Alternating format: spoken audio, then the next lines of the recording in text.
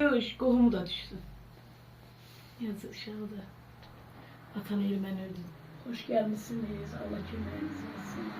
Allah size de nasip eylesin. Çok güzeldi, çok güzel. Bana Allah ziyarəti qəbul eləsin. Allah səni heç kəsə möhtac eləməsin. Fərdəni də Allah canını sağ eləsin. Ferdemel Fərdənin arabayla arzularına sürdü. çatsın. Ferdemel çok Onun hürmet iki balasını Allah korusun. Fərdiyə canım Oğlun qurban. kızı onlardır. İki balasını da dedim. Dedim ha. Allah hamımızın Çok yaşlı, ziyarətini çok qəbul eləsin. Bir müellime var idi, geçen yumru.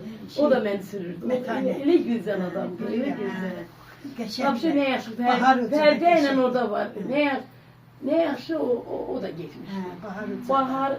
Bahar müellimeni de tesadüfen gördüm orada. Sağ ol, sen de balalarını sağ olsun.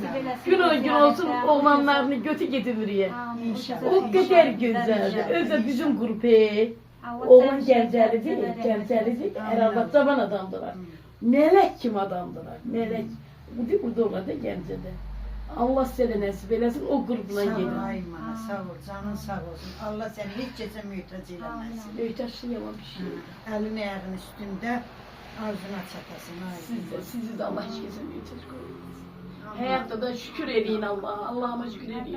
Ben Allah'tan korkuyorum kadına.